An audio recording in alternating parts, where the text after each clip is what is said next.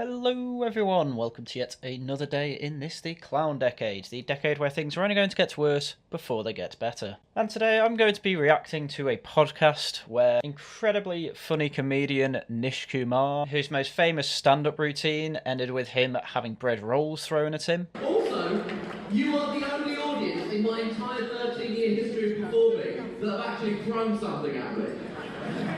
This is really the first, it is dangerous to perform for a room full of people largely descended from people who colonised my ancestors. And Guardian journalist Coco Khan talked to Kehinde Andrews, probably the most infamous blacktivist professor we have in the UK, about why not only white British people are terrible, but also why calling black people that don't hate white British people racial slurs is perfectly acceptable. I wish this was just hyperbole, but well, I don't think there's any point beating around the bush, because I just know that this is one of those videos that's going to go on for over an hour, so let's just get right into it. On this podcast, we look at ways to navigate conversations with people we vehemently disagree with. I have to say already, I enjoy how it's not on this podcast we have discussions with people we vehemently disagree with. Instead, it's we look at ways we could talk to people we vehemently disagree with. If you're looking at ways to do that, why don't you just talk with people you disagree with? Should you turn a Tory? Is it worth being in the firing line time and time again to debate right-wing views?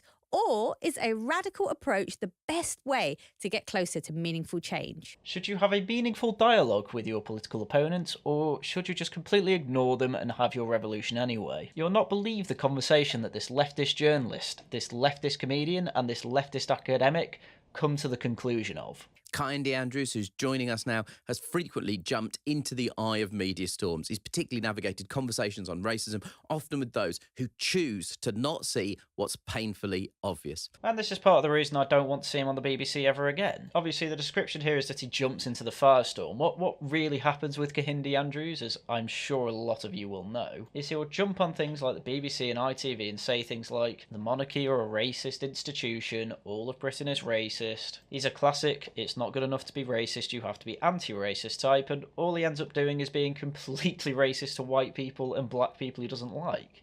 And you may see this as poisoning the well, and to be quite honest with you, it is. But at the end of the day, if you plant your flag in the being anti-white is actually the best thing you can do to be anti-racist, then it's quite hard not to bring it up every time I talk about you. He's a professor of black studies at Birmingham City University, and his latest book is called The Psychosis of Whiteness, and it's a text that's aptly summarised by its subtitle, Surviving the Insanity of a Racist World. I mean, to be fair, that's the other thing. They poison the well themselves. The psychosis of whiteness? I mean, I need them to define what whiteness means, because it means the same thing to both the far left and far right, apparently. But to everyone else, all it means is living as a person in white skin, because that's all it should mean. But apparently to everyone else, it's an entire mindset. That includes the scientific method and timeliness, by the way. Kehinde Andrews, welcome to Pod Save the UK. So we are going to talk about the book, but I just wanted to speak to you firstly about this current government. And when I mean this current government, let's just broad brushstrokes say the last sort of 5 years. The last 5 years? We've had 4 different governments for the last 5 years. Every single time we've had a brand new Prime Minister and Cabinet, there has been completely different objectives. Theresa May was originally, we'll say we have a Brexit, but not really have a Brexit. Then there was Boris Johnson, Brexit means Brexit, no deal's fine, and then go back on absolutely everything people voted Brexit for.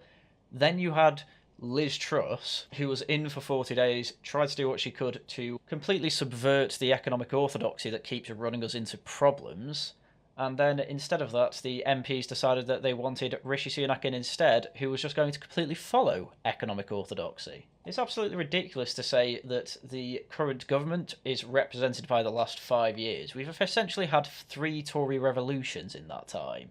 It's a bit like saying in 1778, I want to talk about this current government in America, but really what I mean by that is the past 10 years of it. But obviously to these type of people who absolutely hate Britain, if you are not anti-British, then you are an enemy. So we've had a lot of high-profile POC politicians. POC politicians? You mean picker of cotton politicians?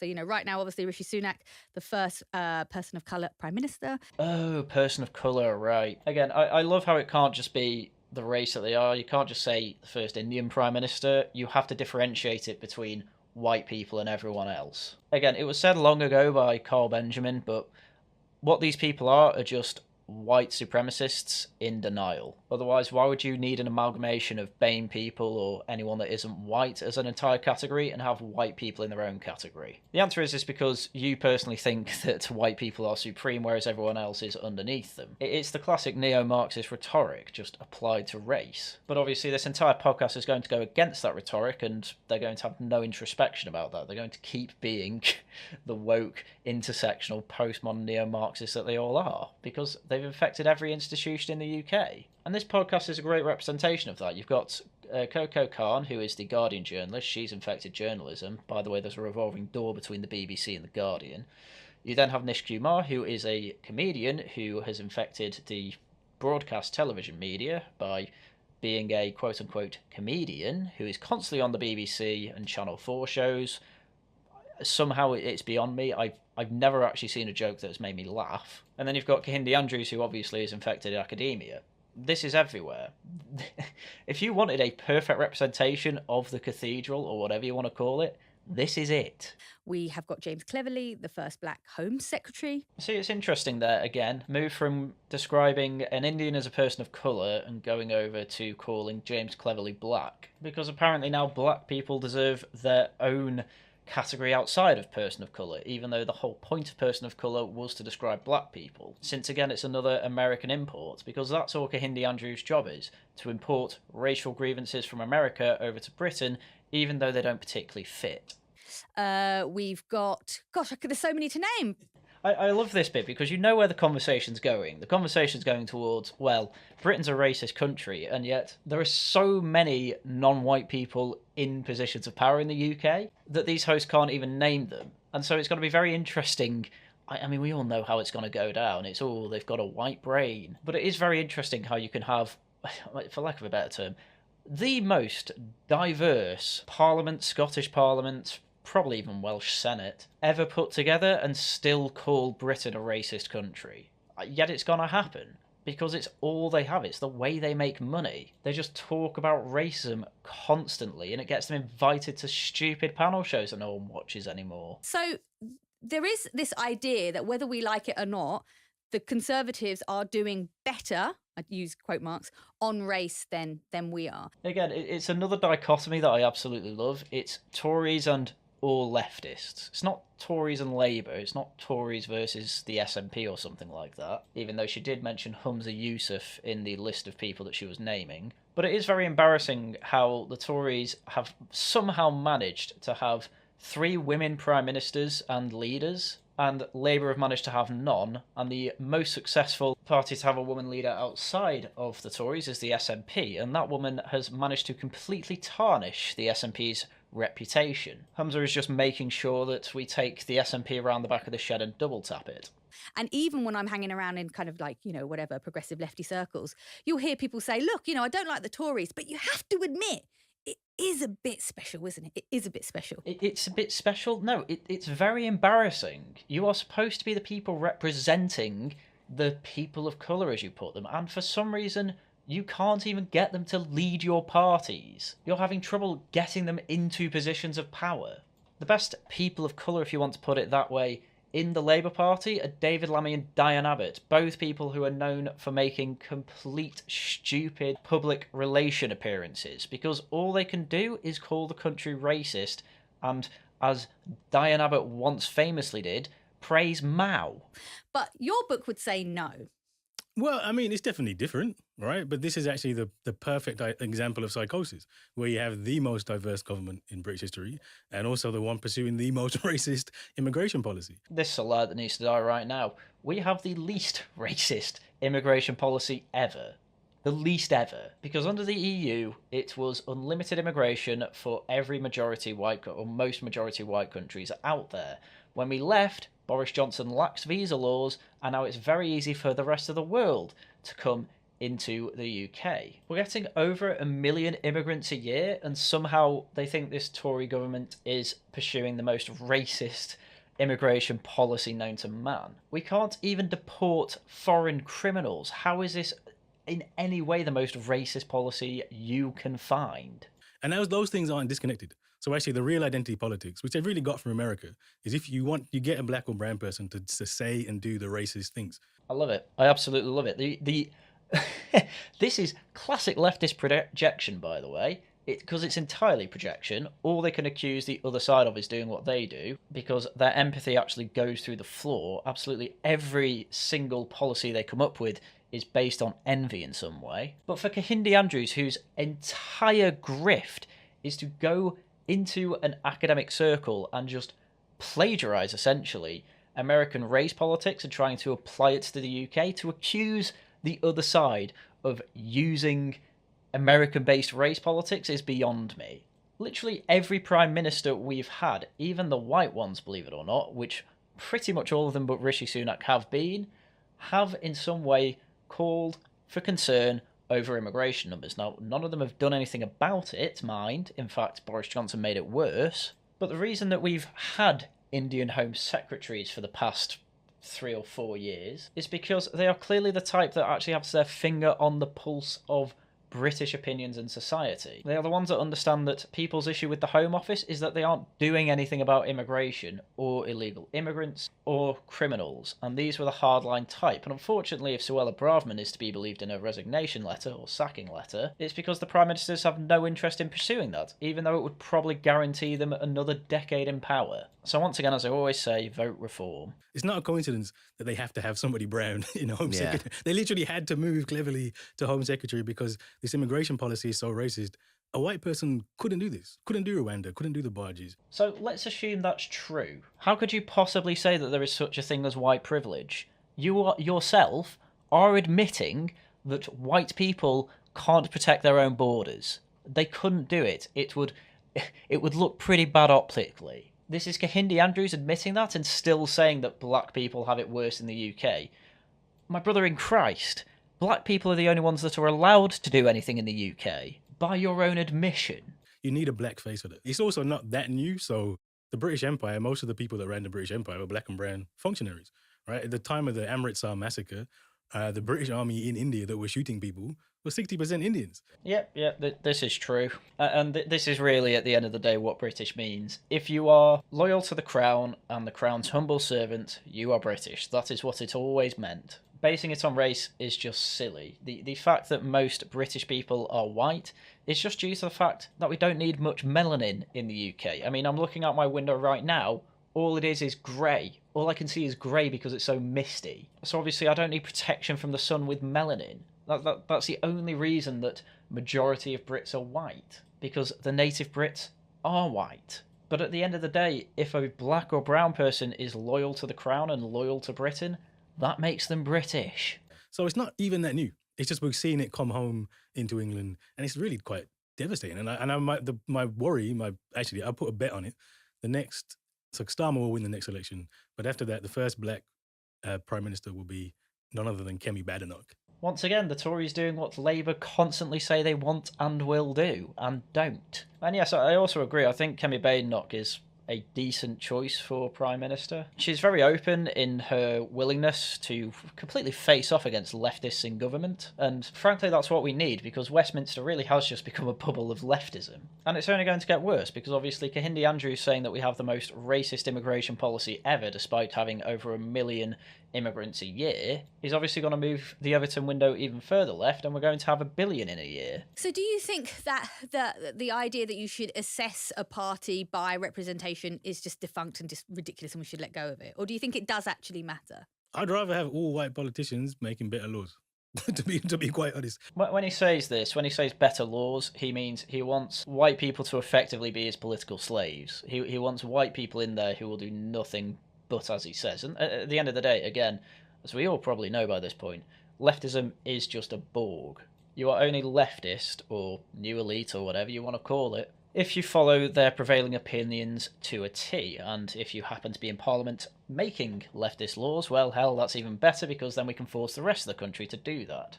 And the problem is that, well, they're already about 80% there, something like that. Making the type of content I do, that is borderline, if not sometimes completely, just breaking the Malicious Communications Act 2003, there is no way that I have not said, even probably in this video, said something that can be considered a non-crime hate incident, because the guidelines for non-crime hate incidents are so lax that it can even just be criticising a black person. Really, the only thing that they are missing is gulags for all these non-crime hate incidents. As soon as you've got that, I'm pretty sure they'll be happy at that point. Or maybe not even then, because they might want everyone who's in there executed. I don't know. What I do know, and what they're quite open about, is that they just want complete and utter power. They want a one-party state. All this talk about, oh, we want it to be more democratic and, oh, we want a people's vote. No, they won't. Because if they get that, they will have an even more racist, as they would call it, immigration policy than what Reform UK are offering, which is net zero immigration. The people would vote for deportations and many, many, many more of them. And they would absolutely be for revoking thousands of people's citizenship for committing crimes and the such. So yeah, unbelievably, radical leftists just wanted leftist dictatorship. Who would have thunk? Because this is what identity politics has become. It is your black and brown figures, and nowadays you criminalise use of words like coconut as Negroes, all these kind of things. It really is unbelievable listening to Kehinde Andrews, who wanted all of these laws, but oh my god, they're affecting him and his side. Oh well, clearly they're bad laws. And again, he's just let the mask slip on what he means by good laws. He means laws that only persecute his political enemies. It's the typical thing of he wants freedom of speech for himself, but not for his enemies. He just wants political persecution of his enemies. And again, skin colour in identity politics has never really been the issue of anything. The issue has always just been getting in policies that punish people that they hate, which for most of these people is anyone to the right of Mao. But I don't know. I mean, when people are literally put in their position because they are black or brown, and they are put there not only because they're black and brown, but to do bad things to black and brown people, we should be able to criticise them quite heavily, I would think. Did Kehinde Andrews seriously just imply that calling black and brown politicians coconuts is criticising them? Because if I tried to claim to a police officer, oh, I was just... I probably shouldn't say this, but I will. If I'm calling Kehinde Andrews an N-word, that is just me criticising him. I don't think I'd get away with that. Yet for some reason Kehinde Andrews saying, oh, I'm just criticising Suella Braverman by calling her a coconut, apparently that's fair game. Well, frankly, no it isn't. And it's for reasons, it's for speeches like this, these insane tirades, that make me never want to see people like Kehinde Andrews on any sort of panel show again. Because my problem isn't necessarily with the fact that he can say these things. My problem is that he's being paid for it. And worst of all, when he's on the BBC or something like that, he's paid with taxpayer money. And that's just absurd. Taxpayers, as has been the case for decades at this point, but taxpayers literally have to give the BBC money to tell them that they are evil people. And there's such homogeneity on this message in most of, if not all of the mainstream media, that people are just starting to think that maybe they are evil, or just completely switching off for it instead. But there's no revolution about it, and really there probably should be. But unfortunately the British are very, very slow to anger, which actually realistically is probably a very, very good thing. But it gets to this point and you think, how are a majority of us not angry about this? Let's talk about the use of the word coconut, because there was a use of the word coconut referring to political figures, specifically Sunak and Braverman.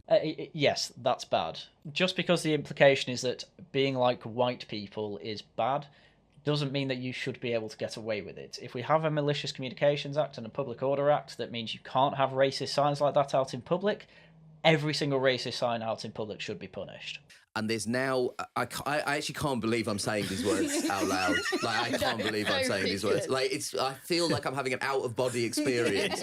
But there is potential for this to be an alleged racially aggravated hate crime. And there is some legal precedence for this. In 2010, a local councillor in Bristol was found guilty of racial harassment for using this term. We are coming up to 5 years of me having done YouTube here. And one of my top 5 issues consistently has been freedom of speech. Because freedom of speech has been completely encroached, and there has been apologia constantly from the leftist side, including from people like Nish Kumar, and especially from people like Kehinde Andrews. And amazingly, one of the things they say is, oh, well, we can say what we want, so what's the issue? But now they can't say what they want. All of a sudden, oh, they're coming over to our side. It's like, oh my God. They're saying to me, can you believe this government? They are going to punish people for saying things. Yeah, you know what? I can believe it. I have believed it for a decade. I was the one warning you. Why are you acting like this is new? And the reason they're acting like it's new is because it very rarely affects leftists. Because again, every institution has been captured by these people. So when these laws are put into power, they're not put into power equally for everyone, which is the entire idea of the law. Kehinde, in my experience of using the word coconut and being described as a coconut, I think they're going to have to lock up everyone in Wembley, like every Asian uncle and aunt who encounters a child that did an English degree. Yes, once again, that was our point. Why do you think that Hamza Yusuf was so up for spying in people's houses to hear if they have used racial slurs? You can put this down to complete ignorance, because I wouldn't be surprised if Nish Kumar is the type of person who says, oh, I see all these YouTube trolls, clearly they're all lying, and then everyone around him says, oh yes, of course they're lying, of course they are, of course they are. While he then apparently calls people he knows coconuts. But now that it's turned out that it's all true, and that actually he could be under threat from the very laws that we were complaining about 5 years ago and longer? Is there going to be any introspection on that? No, it's just make a joke. It's like, oh, this is a ridiculous law to make. They'd have to lock up everyone.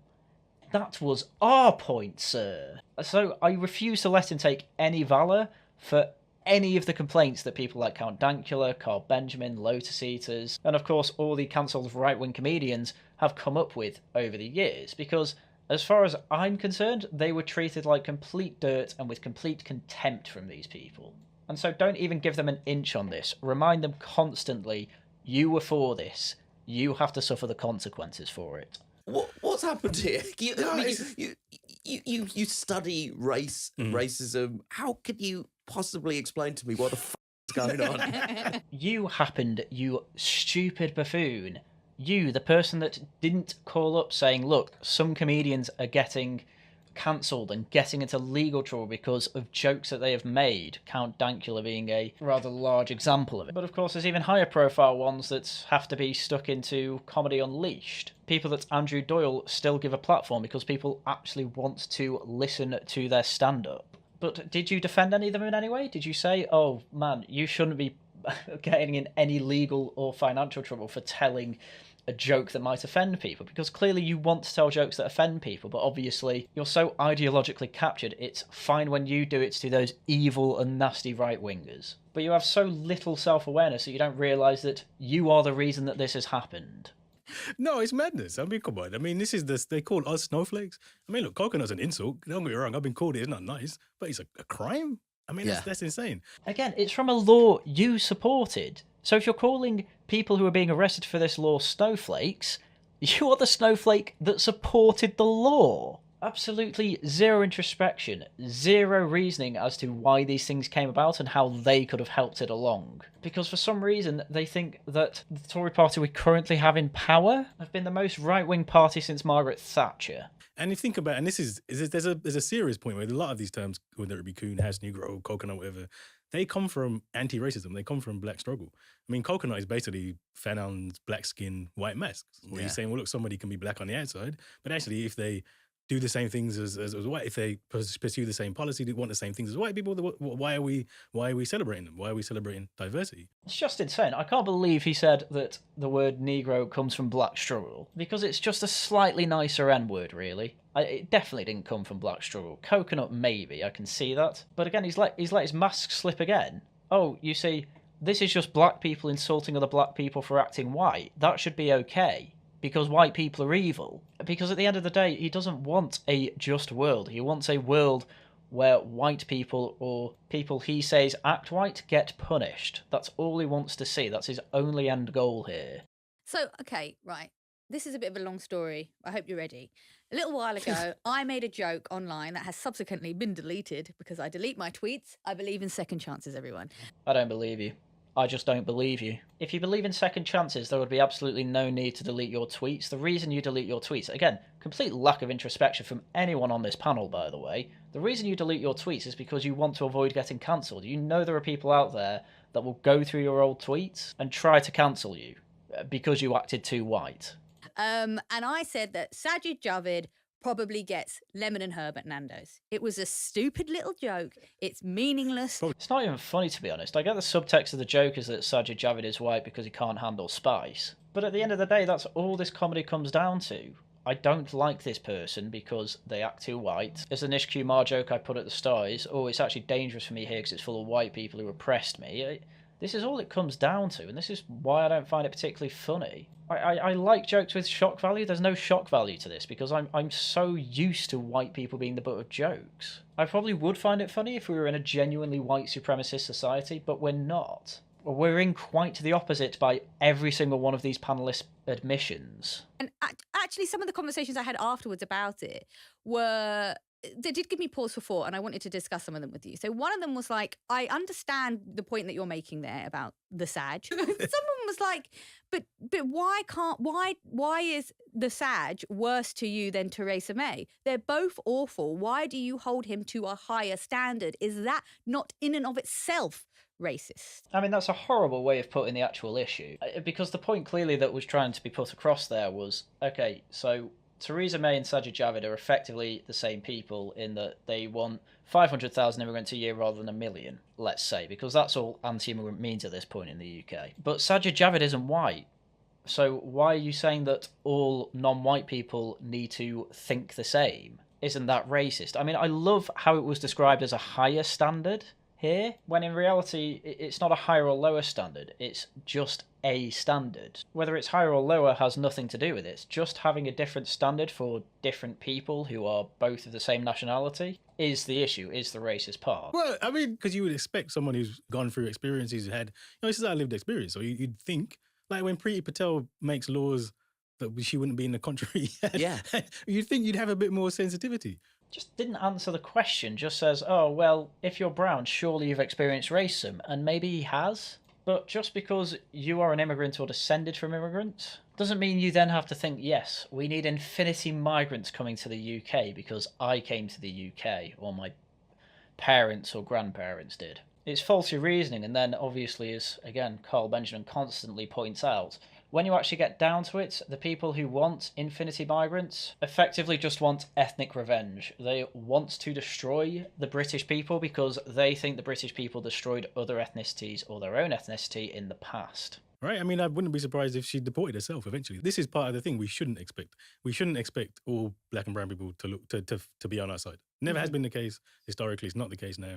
There's a group of people who either are elite or want to be elite or want to be Tories, etc. It's not a coincidence that when Rishi joined the party in early 2000s, there was like one black and brown Tory MP. There are loads of them. That's not a coincidence. That's a purposeful strategy so they can get their agenda. You got to bear in mind the entire conversation here is entirely based around, is it okay to call black and brown people coconuts? And their entire reasoning behind it is that, well, the Tory party, which is obviously a party for white people, is simply using these people as a shield against accusations of racism. And then you got to think, right, so coconut is an attempt to attack that shield, but also how do you not have the self-awareness to realise that if this is the case, that essentially means that you have won on this front. You've literally beaten white people into a position where they can't even talk about an immigration policy. They literally have to get non-white people in as a shield. How can you not see that that is you winning a front there? It's essentially like slapping someone and then saying, why are you putting your hands in the way of your face? Like, what's wrong with you? That's essentially what they're saying. But of course, every time there is a reaction to anything like this, it's just the right-wing Tory culture war. Well, how did we get into a position where it was viable to need ethnic minorities to talk about immigration in the Home Office? How did we get to that position? Because there's no way that a white supremacist country would put themselves in that position. Yeah, it's a strategy. Like I said, I think Kemi Badenoch will be the next Prime Minister after Starmer. And it's the fact that she had, talk about psychosis, she was supported by Britain First for the fascist party wanted a black woman as Prime Minister. That tells you everything you need to know. Again, I can't make this point clearly enough to them. There is a reason that only a black person is being promoted by Britain First. It's because white people are literally not allowed into those positions if they're saying the same thing. Because all it's doing is following your rule book. We need more people of colour in these positions of power. Okay, you've got them. Oh, no, not like that. You see, when we said people of colour, we literally just meant people that think and act exactly how we want them to think, whether they're white or black. So at the end of the day, all you have to do is ignore these people because they are not honest people. And for some reason, they will talk like you're an idiot for not realising that they were lying to you. That's all this podcast is. Let's talk about the book, because there's a specific framing put around racism and whiteness, which kind of wrapping up a couple of things we talked about already. Whiteness as a phenomenon that's not just exclusive to white people. These three people know exactly what they mean by whiteness. I have no idea which version of whiteness they're talking about. I know for a fact it's not the one about skin colour. They are clearly talking about a mindset, but is it the mindset that includes being timely in the scientific method? Or is it just the mindset that they don't really describe and just use it to describe people they don't like? I reckon it's that one, but it could be even deeper than that. I'm not sure. But at the end of the day, to call a mindset that isn't psychotic and in fact created some of the greatest nations on earth psychosis, it's riddled in envy. And so you put it through the lens of psychosis, and the title of the book is The Psychosis of Whiteness. So why choose the word psychosis to describe the phenomenon of whiteness? Again, I'd love to know what he means by whiteness, because it's not explained. Because sometimes all it means is living in a majority white country, sometimes it's very specific political ideologies, sometimes it's just direct anti-black racism. It's a lot of different things, and I need to know which one specifically we're talking about to even comment on this. Because there's no other word to use, right? I mean, I was on, the first piece of media I did was on Politics Live, and there was a black GB News guy, but he was really like, you can't use the title. Why are you're just trying to get clicks? Like, I'm a professor, right? I'm not actually a shock jock. I have a proper job. Well, the point is we need to have a different conversation about race, and a conversation which is uncomfortable. So the reason I use psychosis, and I do use this to trouble the discussion. I love it. He's just blatantly lied. Oh, I chose the word not just to be a shock jock, you know. I am a professor. I chose this word very carefully. The reason I chose the word was to shock people. Well, it's absolutely incredible, and yes, I'm not playing any more of Politics Live, but he does have a conversation with the black man to his right, and tries to claim that if someone wrote a book called The Psychosis of Blackness, he'd have a very calm conversation about it and try and delve into the findings that the book had to say. In reality, no, and he does get called out for this. He's just called a liar, basically, because all Kehinde Andrews is a liar and a shock jock, because his professorship is in black studies.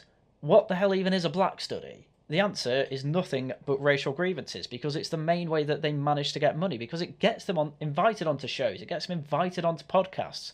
Oh, you've called it Psychosis of Whiteness. Why did you write something so shocking? Well, I wrote it really shockingly because I really, really hate white people, and I'm going to make up a load of stories about them.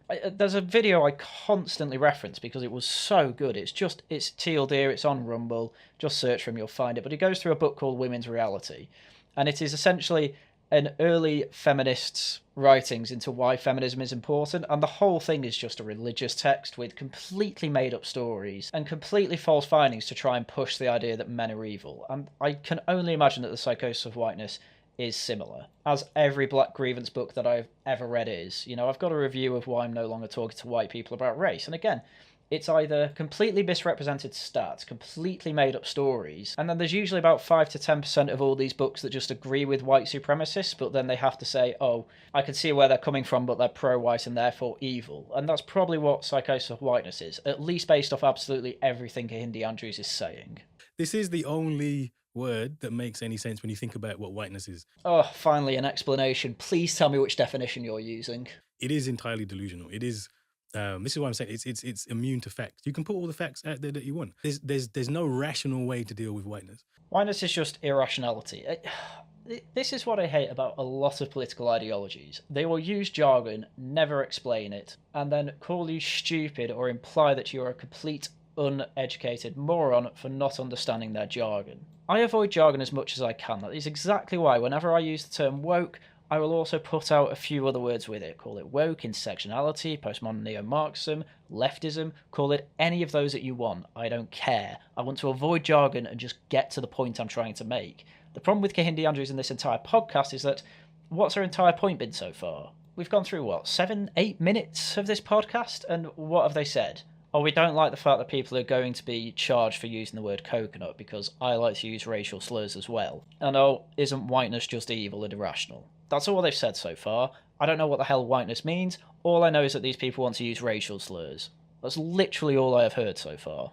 So that's why it's like a psychosis. And that's essentially the argument of the book is we've been on the right side of the argument for 500 years. It hasn't really got us anywhere because we're trying to do the wrong things.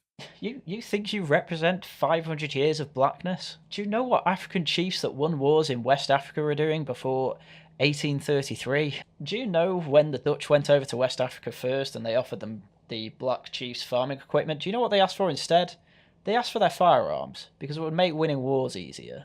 Again, all these issues of race that he is thinking of, he is purely thinking of black people in America. That's all it is, because realistically, the history of Africa, the history of black people over in Britain, they're both very different from each other, and they're both completely unique from America and the West Indies. They have very, very unique histories because of that large race-based slavery. So trying to apply it to the UK and then saying that whiteness is just psychotic, it's ridiculous. And to think that you represent a 500 years of black history, or whatever you want to call it, if you can even call it that, which I completely reject, you are out of your mind, and it's no wonder that people are saying that they should not take you seriously and they think you're just a grifter, because you are. Some of those wrong things you sort of talk about are performative anti-racist actions and unconscious bias training in the workplace. I mean, those are well-intentioned schemes. Yeah.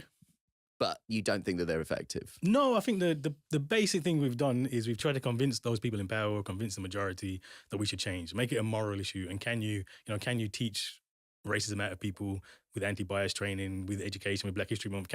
That's kind of the approach you've taken. Like, the more people know, the more we can convince them not to be racist. Yes, that was your entire argument, and I really can't think of a much worse idea than trying to educate people out of their own opinions. That's not how it works, and that is never how it has worked. And there has been absolutely no psychology research going into it that shows that all you have to do is give people some more education and they will become less racist. You can have absolute geniuses who are the most educated people on the planet and they can still hate black people. And it can literally all come down to one experience they had when they were 12 years old.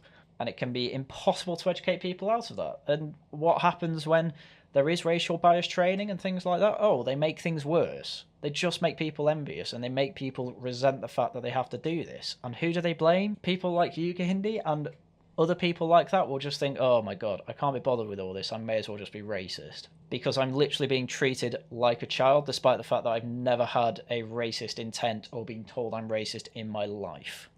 And that's nonsense. That is not how it works. Society is racist because we need it to produce the goods we have today. Slavery happens because they need to produce cotton, etc., sugar. Today, the poorest parts of the world is so-called sub-Saharan Africa, and the richest parts are the West. White people at the top, black people at the bottom, everybody else in between. That's necessary because we need to take resources, we need to take labor from Asia and China, etc. Yes, we are indeed outsourcing a lot of manufacture. The thing that Kehinde Andrew seems to be missing is that a lot of people in the UK don't particularly and never really wanted to outsource their manufacturing industries. A lot of it came in under globalisation of the planet, which yes, you can blame Margaret Thatcher and Ronald Reagan for, also Richard Nixon, and many other people whose economic thought process was outsource all that cheap labour, therefore all jobs in the UK and America and the West will just be these rich finance jobs and we'll all be happy. But the problem is, at the end of the day, you're always going to need someone to scrub the toilet. And obviously, people in a world where they are seeing wages go up and up and up and up, they're going to demand more and more and more and more to do these type of frankly degrading jobs. Well then, what was the answer? Just open the floodgates. Let in... The UK lets in more immigrants a year than America does, by the way, as a whole. Boom, these are the type of people that will pick fruits in the summer, which was half the point in summer holidays from schools. Boom, you've got the handy baristas at Pret a Manger serving the white people in finance. But to think this was based on racism, it's just absurd. It wasn't based on racism, it was based on an economic model that sees individuals as nothing more than just economic units of productivity. Which in economics they are, but you've got to realise that there's a whole world outside of economics, and economics should be there to serve what people want. It shouldn't be there to serve a country's statistics. And so while we do have a ridiculous economic system, to say it's based on racism, I think it's just absolutely ridiculous. I mean, he mentioned China. We're outsourcing to China. Yes, we are. China are then the ones outsourcing mostly to sub-Saharan Africa. I believe in South Africa, if you're Chinese, you're considered black on their statistics. And I'll say what you want about the West, Kehinde Andrews. I don't think you can find anywhere in the West that does anything as ridiculous as that. But at the end of the day, this is the same with Extinction Rebellion, the same with any sort of leftist pressure group or leftist academic. What this all comes down to, once again, is basic Marxism. Capitalism is bad. The whole system is set up to serve capitalism, and therefore we need to completely destroy it and bring in a socialist utopia. But in reality, Kehinde Andrews' version of socialism would look a lot like a pro-black version of Nazism. So racism exists because it is the economic system, and whiteness and the ideas that keeps it in place, that's produced by the system. I'd love to see how he explains black billionaires and things like that. I mean, I say this. I know how he's going to explain it. He's going to explain it by saying, well, they're just coconuts. To which all you can say is, oh, you're just racist then. Okay, what about the white people in slavery then? And once again, I'll just say, oh, well, you know, I'm for their freedom too, as long as they think as I think. Because once again, at the end of the day, leftism is all about conformity. You need to conform perfectly to the ideological positions, otherwise you are evil. So the idea you can change the way we think without changing the system, that is a fantasy. So whiteness and capitalism are essentially inextricably linked. 100%. You cannot separate capitalism from colonialism. It's not an accident that black people are enslaved. It's not an accident that the empire enriches the West.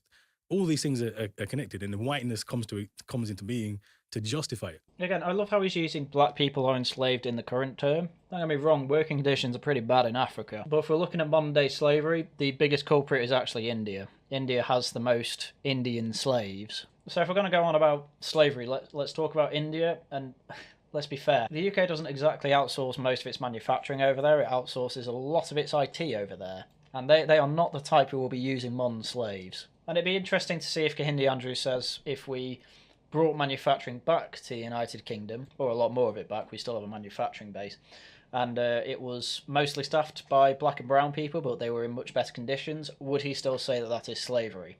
Because I imagine he would.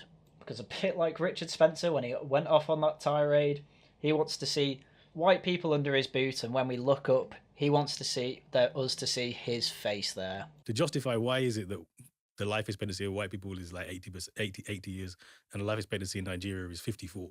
I'd put that down to the fact that Nigeria has the 10th highest homicide rate in the world. As of 2017, it was 34.5 people killed per 100,000 people in Nigeria. That's going to have some shock effect on your life expectancy when a lot of your population is being murdered.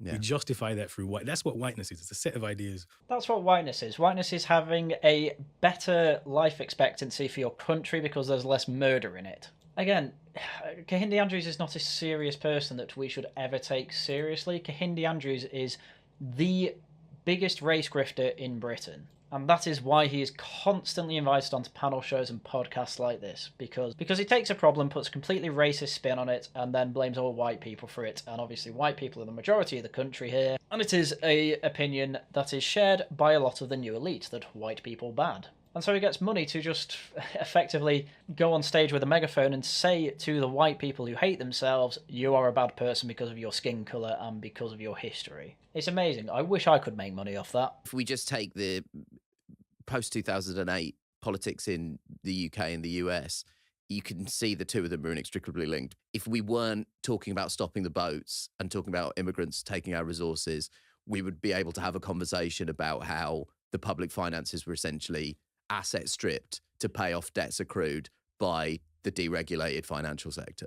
Man, he was pretty close there. The actual reason that they're going on about Rwanda and stopping the boats is because it is a complete distraction from the legal immigration, which is at over 1 million, as I keep saying. But no, instead, it's actually a distraction to stop talking about the debt that we have had ever since 2008, and well, even before that, to be fair, but a big debt we got from the 2008 crash. Which, if you think stopping the boats is stopping people from stopping about talking the debt, you're completely wrong. It's the NHS's underfunded lie that is stopping us from talking about the debt. Because to pay off the debt, you'd probably have to fund the NHS slightly less. And And a great way to do that is to get rid of absolutely every diversity officer they have, because they seem to be typically paid over £100,000 a year. So if you want easy money, just get that job. That's what I'd suggest. Yeah, exactly. I mean, you think about this is and actually this identity politics of the right kind of starts with Thatcher when they want to get rid of social democracy. They want to cut the tax rates. They want to, and then since what you've seen since that massive cut in tax is that obviously hospitals don't work as well. There's no housing. There's not stuff stops working when you stop taxing rich people. Yeah. I'm going to repeat this point until it is in everyone's mind. Absolutely every single one of the leftist movement always comes down to we hate capitalism, we hate meritocracy, and we hate people making money for doing useful things. That's all it comes down to. And don't get me wrong, you can definitely have some issues with the system post-Thatcher and even during Thatcher. They're mostly post-Thatcher because, people like Alistair Darling, who recently passed away, bailed out the banks at the 2008 crash. Because big businesses are not allowed to fail, and they constantly lobby for more laws to be put in that make it difficult for smaller companies to actually make it. But no, apparently Kehinde Andrews, the professor from Birmingham, he actually says that all this happens because of racism and psychosis of white people, or whiteness, I should say. So yeah, take his word for it, because he's a complete idiot. Yeah. But what they've done really well is they blamed us. No, it's immigrants, it's migrants, stop people coming in. And so your average person believes that the problem is you and me, Yeah. not the rich people who keep taking all the money, right? One of my most unpopular opinions being on the right is that immigration is actually good for the economy. Generally, when it's well managed, I want to put that out there early. Because the thing is that the areas that don't do well under immigration are effectively state-run areas. The health service, public transport infrastructure. Obviously, housing's a bad one as well, and that's, again, NIMBYs, I'm afraid to say, it is the planning acts that really have screwed that over. It's difficult to build houses. And don't get me wrong, I don't want a big sprawling UK is nothing but a concrete jungle landscape. But the fact that even a server farm was stopped from being built between a quarry and the M25 just goes to show that we are a country that is not even equipped for this type of immigration. And to think that this is all down to racism is just absolutely ridiculous. Because really it's down to economics being basically a big housing bubble in the UK with an NHS attached onto it. So you need that housing bubble to constantly keep rising. You need line to go up. And building more houses doesn't do that, and that's probably another reason why all you can build is Barratt homes that are incredibly poorly made. Again, this isn't racism, and again, because we are in this economic situation, yes, immigration does bring its problems economically with it. But not only that, really, immigration has a big cultural problem. That is the main issue with immigration. It's just impossible to have a cohesive society where 1 million people from outside the country come in and don't even try and integrate. Now, you can call them integrating into whiteness or you want integrating into this psychosis, but realistically, at the end of the day, all Brits want is a system that really does just keep Britain feeling like Britain and not like London, that from all accounts that I hear of people who go to London, it is just an international city at this point. And that could make sense for London because it is, the capital city. It is naturally going to be metropolitan, but I don't think people, I know people don't want it to really come outside of those metropolitan areas, but it's absolutely everywhere in London now. And from what I can tell, people are trying to get out of there as much as they can. I know a lot of people that go over to London to work, and then after 10 years or so, they decide, I'd rather move away again. And that is probably down to the social issues that come about from most immigrants going to London. And many foreign nationals also getting council houses there for some reason. So there's plenty of grievances that people have about immigration that are completely legitimate, but trying to say that it's all down to racism, which is the point I'm trying to get at here, is ridiculous. But again, it just gets Kehinde Andrews places on podcasts and panel shows, so that's why he does it. I do want to talk to you about the title of this book, though, because it has attracted some controversy. Mainly it's around the word psychosis. Is it ableist? I know you talk about this in the book, but just for our listeners, I wondered if you could just explain why you decided to go with this. Come on, one last time. Explain what whiteness is. Give me a good reason, other than I wanted to shock people, why you use this title. Come on, you can do it, man. Actually, the history of psychosis is more political than it is medical. I don't believe you yet again. And once again, just making stuff up to excuse what all this title was supposed to do. It was supposed to annoy people he doesn't like, so that he can come on these panel shows and talk about it. So in the early 20th century in the States, it's about rich white people, white women. Black people aren't seen to be mentally developed enough to have a psychosis, right?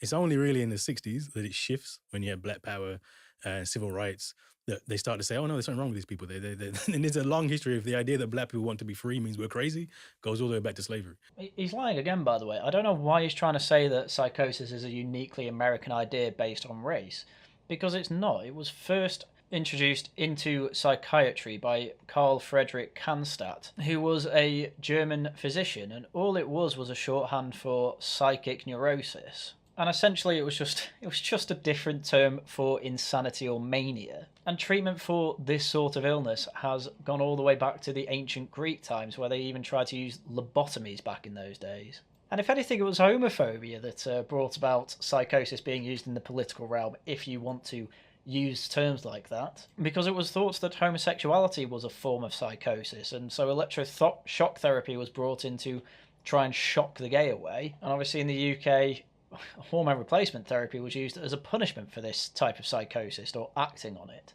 Having a scan through the Wikipedia on this, there's nothing about race in it. Kehinde Andrews is just making it up yet again, because the more you make these issues about race, the more he is going to be asked about his expertise on it, even though his expertise is just, oh, everything is racist. And so psychosis shifts and becomes a label for us, and it becomes the psychosis we now think of. So I wanted to trouble the notion of psychosis. Psychosis is not this objective thing we think it is. And it has been applied. Black people are about between 7 and 14 times more likely to be diagnosed with psychosis and to be sectioned under the Mental Health Act. So I purposely picked it because it's something we need to rethink. As far as I can tell, he is correct. There are more black people sectioned, per capita obviously, in Britain, and they are diagnosed with psychosis at a higher rate. So for some reason, instead of trying to, say, get more mental health resources out there to minority communities, which, as far as I'm concerned, is a good thing to do if they are more affected by an issue like this, instead he goes the other direction and says, actually, there's nothing wrong with these black people, they're just naturally black. It's actually the fact they're in a world of white people that is causing them issues. And therefore it's actually majority of the white population who are psychotic, not this minority, by the way, of black people. But at the end of the day, I think this is just a ridiculously small shield to try and deflect from the fact that he did just choose this title to be shocking. Also, I would say you do talk about being something of a provocateur in the book. And I did want to ask you about that. You know, you go on TV and you argue with Piers Morgan. Oh, so even in the book he lets the mask slip. Oh no, I use this because, you know, psychosis is a serious mental health issue, and, you know, a lot of black people are being diagnosed with it, and really I want to change the way we think about it. It's like, no, at the end of the day, you are just trying to be provocative. That's what you're trying to do. And if you're going to be provocative, definitely do it with Piers Morgan, because he is the easiest person to wind up in the world. No, because again, this is what are we trying to get out of these things? I don't go on there trying to convince him. That's pointless. I know you're not going to convince him. So you're invited on to have a good faith discussion about this time. It's with Piers Morgan, I can't really say that. But to have a discussion about this sort of thing, and you go in there specifically just to wind Piers Morgan up. Again, it's Piers Morgan, so I kind of get that, but it is interesting how he'll say this whole time, oh, I'm a professor, not just a shock jock, and then, well, he explains this. I go on there, every time I'll have a set of things I want to say or something. And actually, interestingly, in those kind of spaces, you can get so much more stuff. Like BBC, you can't say half the things I say. Right. So we had a whole thing about psychosis of whiteness on GMB. I said the British Empire is worse than the Nazis. I could never have done this in any other place. That's such a lie. People have said that on the BBC all the time. It's come up on Question Time when Jacob Rees-Mogg was on. I don't get how these people can say, especially when Nish Kumar is on there constantly denigrating the British Empire, the Brits in general, white people, whatever. Nish Kumar is constantly invited on the BBC. Ash Sarkar is constantly invited on the BBC to denigrate white people. And Kehinde Andrews is trying to claim, oh, the BBC would cancel me. No, it wouldn't. It wants you on. That's why it invited you on to Politics Live. Total grifter, and then plays the victim for it, and then I have to be stuck here on YouTube pointing out all of his lies, and what do I get? Some vague suppression by YouTube. With Piers, I knew exactly what at some point you just know exactly what he's going to say. Yeah. So I set up the British Empire is worse than the Nazis. I knew if I say this, he'll say this, and I can say this. Yeah. And then he'll explode, and that'll be the headline. And then you've got this idea out there, which otherwise wouldn't have been out there. And that is all that Kehinde Andrews wants. He wants his ideas put out there. What's the best way to do it? Be as racist as possible, cry victim whenever it happens, and then claim everything else is racist. That's the only way you can do it. Because his ideas don't hold water. No black professor's ideas hold up in Britain, because Britain has been very good at dealing with its racism problem. In fact, some would say it's been overcorrecting since the mid-20th century. I am one of those people. We have overcorrected so much that we now need to say, there's a lot of people crying racism where there isn't racism. Maybe we should just either not care anymore or have a rethink about who we really call these words. Because it's going way overboard. It's getting to a point, as they had to admit, where you can only get black or, well, just any non-white person as the Home Secretary to actually deal with immigration. And even then, they don't bother with it. And then happily, they will still call the country racist. Because people put a lot of stock around the idea that it's like, at Christmas, talk to that racist uncle and persuade him. Yeah, I mean, do you think that's a waste of time? Completely. I actually agree. I don't think many people have been convinced by an over-the-table conversation about things like this. I think it's still good to have them, though. You can certainly implant ideas into people's minds, but at the end of the day, they really need to think through it and then change their mind of their own accord. But it is making me laugh how Kehinde Andrews, who was the type who said, oh, you have to challenge these people, make them know they're wrong, is now saying, yeah, it's just pointless now, they'll always be racist, who cares? He hasn't looked into any of the literature by Jonathan Haidt or his team about moral foundations and how people come to the opinions they have, because he doesn't care. Because at the end of the day, he just wants a black supremacist world. In fact, the evidence on like whiteness studies and training actually tells you it doesn't work. All the evidence says maybe you get for a few weeks, you'll get like a change. Then people will go back to their assumptions. This is what I'm saying is a psychosis. There's no way to deal with it in that sense. We should be trying to fix this economic system, political economic system, not trying to convince people, because there's no evidence that that works. What's your evidence that changing the system works? There was still a lot of dissent in the Soviet Union. You just didn't hear about it because it was censored to oblivion. How are you going to do that in the internet age? There are so many dissidents against this new elite system. Bear in mind, it's most of the country. At most, it's 25% of the country that agree with you, Kehinde Andrews, and even then they'll probably think you're insane. But if 75% of people do not want this and explicitly say they don't want this, then how are you ever going to change the system? Because you've already got your elite in place. If elite theory was 100% accurate, then you wouldn't need to be making books like this. But at the end of all this, it's going to turn out that actually the little people do matter in all this, and their opinions do sway. So you can try and change the economic system all you want, but at the end of the day, people have hated this current economic system, which fair enough, you do too.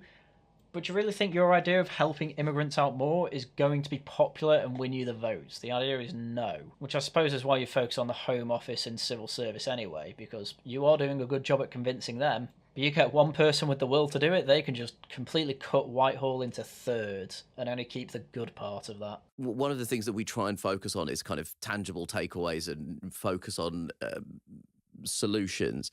If the long-term goal is remodeling the political and economic systems, what's a kind of short-term goal that you could potentially press a Labour government for, if that's where we're going? Yeah, I mean, the idea that Labour's going to give you anything that's psychosis. In the last election, Jeremy Corbyn had a race manifesto. What do you mean? This is the party with David Lammy, Diane Abbott, and then you have a bunch of others who have just quit the cabinet over the lack of a support for a ceasefire for a war that's happening at the other side of Europe. What do you mean they're not going to give you anything? Starmer is completely correct to try and kick people like you and your supporters out of the party because you are destroying everything about Britain.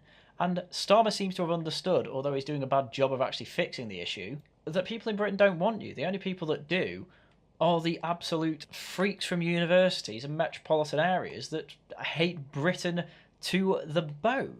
And that's honestly been a problem we've had ever since George Orwell's time. George Orwell was writing about this years ago. And I wouldn't be shocked if the idea goes even deeper down than that. Labour's better than Tories. I'll vote Labour, certainly. But it's not. I don't expect anything. I don't expect them to solve the problem. Yeah, right. So, I mean, I'm strongly arguing for what black radicalism is, that we organise, we create connections across Africa and the diaspora. We're hoping to have, for Malcolm X's 100th birthday, a Congress of African people. See what I mean? At the end of the day, he just wants a pan-African or black supremacist world. You can claim it's all for equality all you want. At the end of the day, as is the same with all of this, it's just destroy white people, destroy capitalism. We will put our own system in. Do you know what we want to be more like? We want to be more like Zimbabwe. Can't wait to see how that turns out. Long term, that's what we should be doing. Trying to get allies and trying to get even more black professors. It's not a bad thing, but it's not a thing that solves the problem. Like all leftists, anything they actually said they want is never good enough, because at the end of the day, as long as there's some form of capitalism out there, their job isn't done. Because they're neo-Marxists. It was definitely a role for education, right? How else do you wake people up? Unless you tell them, no? Yeah. I'm the most reluctant professor in the world. In fact, I very rarely use the title, honestly. Yeah. Because, and what I've started thinking about as a metaphor is that the professor's like slave preacher. If you actually look at what the purpose of higher education is, it's not this lefty radical thing that the right wing likes to pretend. It's deeply conservative. You're just getting students in debt. It's hugely problematic. Anyway, I won't go into a lot of detail, but in many ways, it's similar to a slave preacher. Like, the purpose of the school system is to keep us passive, keep us in the system, and that's why I have my role. I'm sorry, higher education is a deeply conservative institution, which I suppose is why you know a lot of other professors that are preaching nothing but revolution. He literally calls it black revolutionaryism. How can you call this conservative? It's not this lefty thing. It's me having to preach to other slaves about staying in the system. That's why I do nothing but say the system needs to collapse. What are you talking about? For God's sake, there's been thousands of studies going into this about how the political sway of many professors, especially in humanities, which you are, is clearly left-leaning and quite radically left-leaning. You know, there's barely any conservatives in the humanities. Just because they're ancient institutions doesn't mean that they are necessarily conservative. If you are literally saying we want to overthrow the system and teaching people that, you are obviously not in a conservative institution, and you would not get away with it in a conservative institution. What a ridiculous thing to say. I don't understand how these people lie so brazenly about it. But also, in the more positive sense, it was often the slave preachers like Nat Turner in America, Denmark Vesey, Sam Sharp in Jamaica, who led rebellions because they had privileges. They were the ones who could read. They were the ones who could congregate in large groups of people. They could travel between plantations. And most slave preachers just slave preached, but there were those who took their privilege and kind of used to undermine the system. So that's the only reason I stay in academia. I go in academia to actually be this really radical revolutionary, right? Okay. I'm just openly admitting that on a podcast that is public, that everyone can see. Why wouldn't this ultimately conservative institution get rid of you then? Since all you want to do is overthrow the system that has given you your position. Just a total brazen lie to call it a conservative institution. I don't know why he did. Well, I do know why he did it. It's so that he seems even more of a radical and even cooler to the young people that care about this sort of thing. It's to get him onto more panel shows, essentially. Just on a personal level, is that lonely? Yeah, I'm trying to get fired, but they won't do it. But actually, part of the reason for writing it was to point out to people that it's actually lonelier when you try to make it in these white institutions. I mean, there's so few black professors. There's 160 in the whole country. This is so confusing. So do you want a black institution? I mean, for a start, it's, are you lonely being an academia saying this sort of thing? He says, yeah, but I'm also trying to get fired. And it's like, well, why are you trying to get fired? Oh, you know, it's a complete contradiction of before. Oh, I'm a professor. I have another job. I have an income. I don't need to shock jock. Oh, I'm trying to get fired from that job, though. It's probably because being a shock jock does actually get him more money, because he is a grifter. You know, it maybe would make more sense if he was over in America arguing these things, but here it just doesn't make any sense. Oh, I can't link up with many other black professors in the UK because there aren't that many of us. Well, are you really going to put that all the way down to racism? Because obviously it isn't, because you're literally trying to get fired from your own academic job and you literally can't do it. Again, it's this overcorrecting. Oh, we can't fire you. You're black. You're one of the only black professors we have in the country. You've got to stay in your job. That's what this comes across as. And I don't know if that's the way it's gone down or not, but it's how it's coming across at the moment. And yet we'll constantly say, oh, it's a white supremacist institution. They can't fire a black guy. If I was just being an academic and that was I'd have gone crazy a long time ago. Right. What keeps me sustained is that it's community.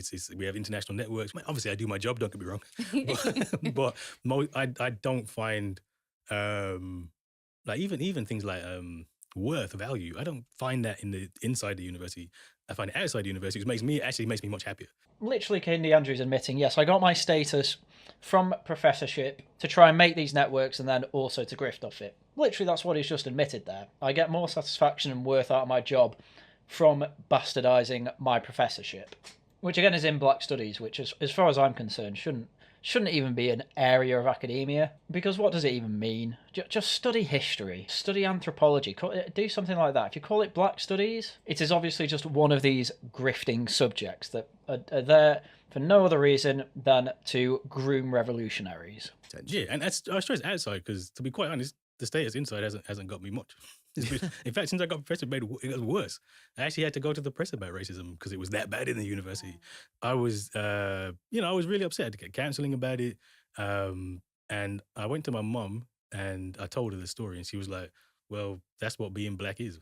This is one of those stories that I used to give the benefit of the doubt, and I just don't anymore. Again, the Teal Deer video I mentioned before, go watch it. There's loads of that in the book that he was reading, where the woman would just make up stories. There's no evidence that any of this happened. There's no evidence from Kehinde Andrews that the university was discriminatory against him. He just says it is, and in constantly saying it is, somehow they're not firing him. Somehow they're not taking him to court saying, you're calling this institution racist, it's not, here's your libel forms, whatever. And it's because none of it's true, and they probably know that they are using him as a grift, but it is much easier to not fire him and be taken to court over firing him because of his beliefs or faith or race or whatever, than it is just to let him go out there and probably bring some money into the university from revolutionaries, to be quite honest with you. It taught me a lesson. I expected to be treated properly by a race institution because of my professorship.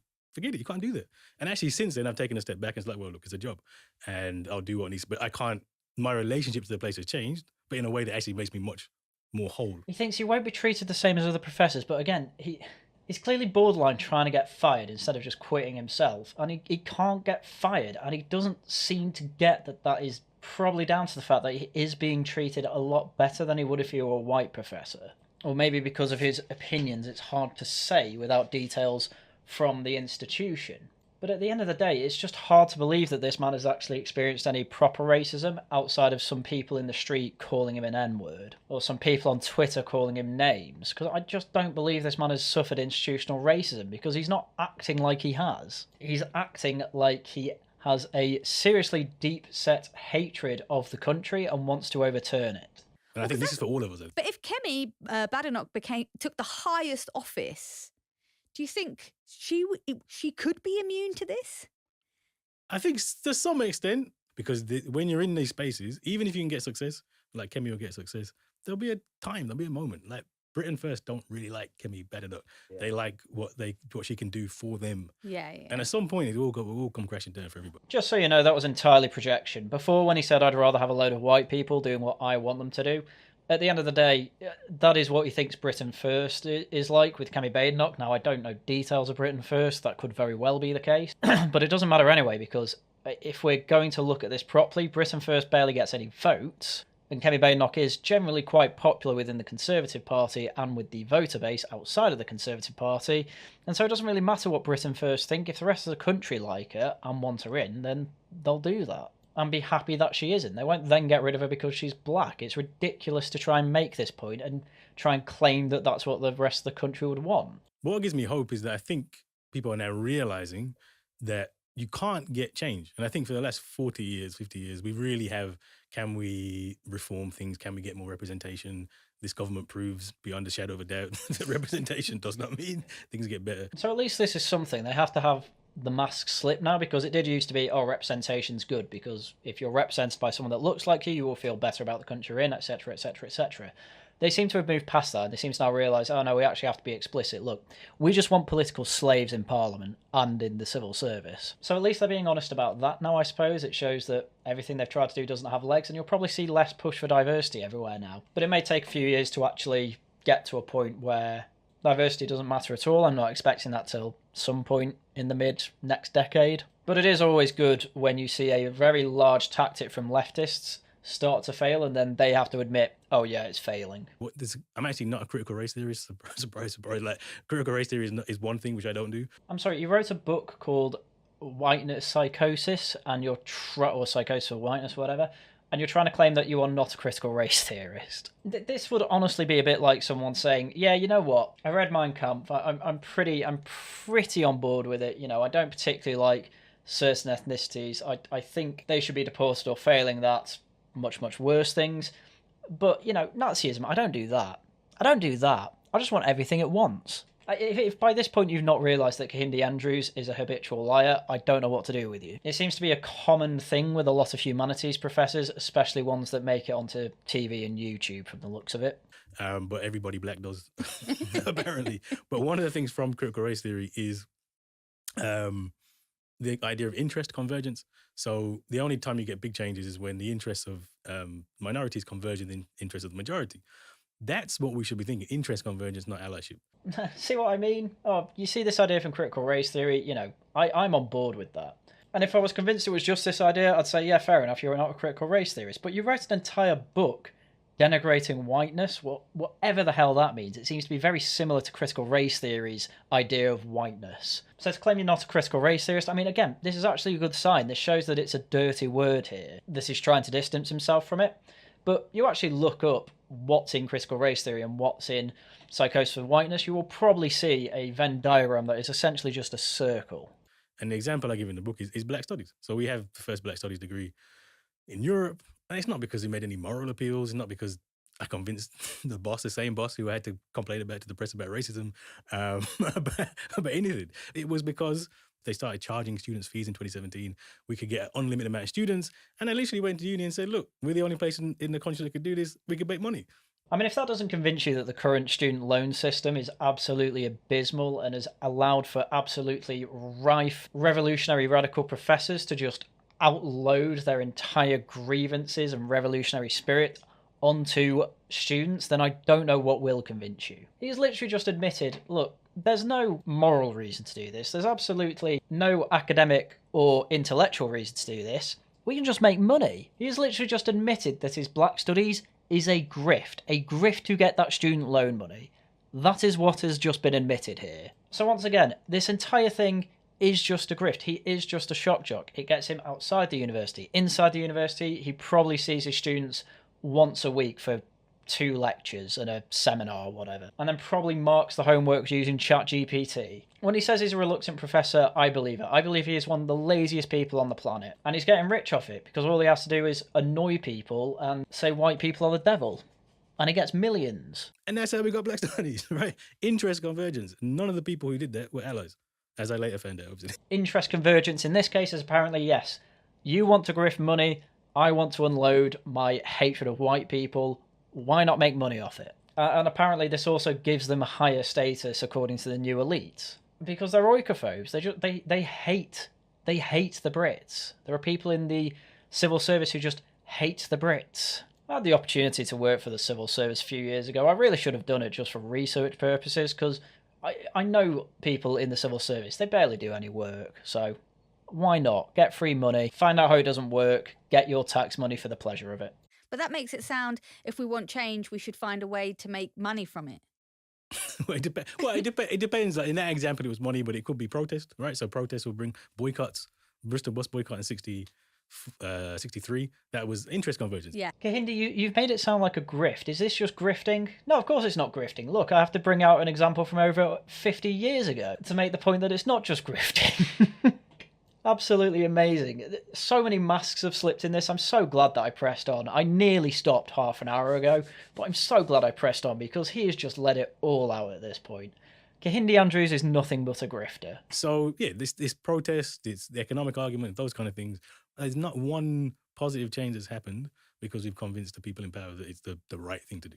Well, bear in mind again that this is a democracy, and people are just generally completely rejecting your ideas. So as I said now, you have to subvert what the majority of people want. That's essentially what he said here. In terms of the university institutions, at least he's just admitted, they are just a money-making factory at this point. They're not really there to make people smarter. They are there as a complete Ponzi scheme. Now, that's not to say that young people, you shouldn't go to university. What I'm saying is choose your course carefully. I did STEM. It was very useful for getting the job I have today. I suggest you do something like that. But if you're thinking of doing Black Studies or American Studies, don't do it.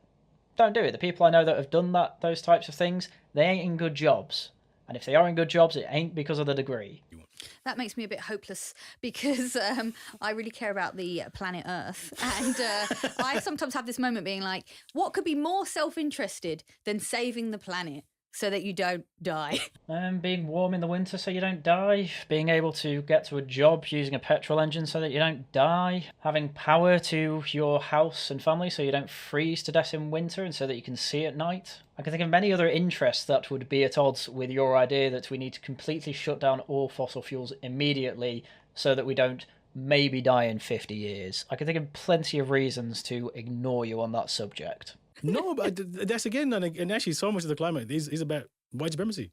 The idea of constant growth, the idea of the way you have to treat the land, the idea of this exploitation of the earth is, again, intricately linked into white supremacy, which is why it's impervious to reason. Well, if we're going down this route, look, man, white people came up with the idea of national parks. White people are the ones that invent renewable energy. White people are the ones that make nuclear power. Like, I hate going down this route, but at the end of the day, you're trying to make out that exploiting the earth is only the thing that evil white people would do, despite the fact that black people, black governments, whatever in Africa, are perfectly happy with digging down for diamonds, cobalt, and all other types of minerals. Yes, a lot of it may end up in the hands of rich white people who like watching this podcast and like to pretend that they are the type of very ethical people that would never support something like that. But at the end of the day, these black countries have all the resources and rights they need to not have these huge mining operations. And guess what? Some of them actually do a pretty good job of managing to mine and get their natural resources without completely destroying the landscape. Namibia's pretty good at it. Botswana's pretty good at it. There's plenty of good examples of it. And guess what? A lot of Europe is the same. In some places they do it well, in other places they do it terribly. But overcompensating and saying never fracking ever is obviously the wrong way to go, because that has been a huge boon for America. You think it's pretty obvious, like we're all going to die. You should do something different. Just want to point out the only reason they're laughing is because they don't really believe they're going to die. They're laughing because saying we're all going to die is literally a joke. It's not going to happen. But so again, my strategy for climate change, that's not going to work. It doesn't work. So the protest is one. Maybe you can push that way. What we should be pushing is the Green New Deal. It's good for the economy, etc., etc. We pretty much already have it. I mean, yeah, Rishi Sunak's gone back a bit on it all, and there's a few oil and gas licenses going out for the North Sea. But the energy sector's just so completely screwed in the UK. Again, it's another effectively state sector because it's got a market cap on. There's no point pretending that there's a market out there if you're capping the price. Because all that's ended up... And also, by the way, they're just...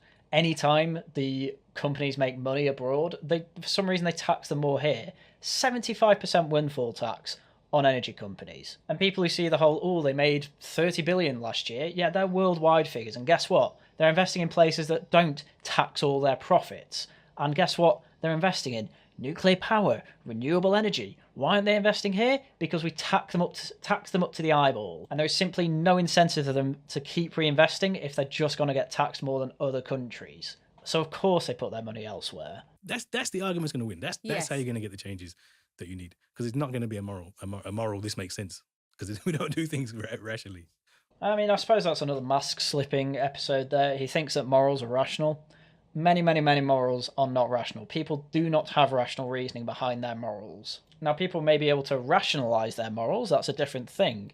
But to say that, we're making a moral argument here, it's perfectly rational, 9 times out of 10, really, it's just your instinct, it's your intuition, and you are rationalising your instinct and intuition. If you think morals come from rationality, you are completely wrong. Read Jonathan Haidt. In conclusion, bribery. That's the new PS UK campaign. Bribe a white. I mean, yeah, they've just admitted it there. What's the best way we can do things? Grift. Just keep grifting. They think they're doing something moral, really, at the end of the day, they're just grifting. Oh, I want to make more money for the university. That's how I can get my black studies out there. Not once he said what's actually in there, why it's a good educational tool. Not once he said that. He's just said, I did that, and then I basically left university so that I could just grift elsewhere, try and bully people into getting my ideas out there. That's all he said there, and it's horrible. And it's seriously negatively affecting the entire conversations we have around politics, policing, the economy, whatever. It's ruining every single one of those subjects. I mean, look, the whole thing was supposed to be about how he is a professor of black studies and how racism is bad. And where did it go? Capitalism's bad. Global warming, that's something that's going to kill us all. It went to every other leftist talking point, because at the end of the day, all of these people are little more than envious little monsters that want you oppressed. They are people that cannot function in a normal society, and they are envious of people who can. And so they are completely out for ethnic revenge. every single talking point that they have is window dressing beyond that. Though luckily these people are so stupid that they can't help but let the mask slip a number of times in that half an hour interview. Anyway, I think it's about time I say that's all I have for you today. So, as usual, do like, favourite, subscribe, share with everyone you know. The Other Side of the Hill will be on the Wellington Project tomorrow. I will be on Regional Variations on Tailed Features channel on Wednesday. This video will be up on Rumble as well, so start following me there. Follow my Twitter, join my Discord, which should both be down below. And Laughing at the Guardian should return Saturday, though I still need guests for it. So, with that, that's everything I had for you today. So once again, thank you very much for watching. And until next time, goodbye.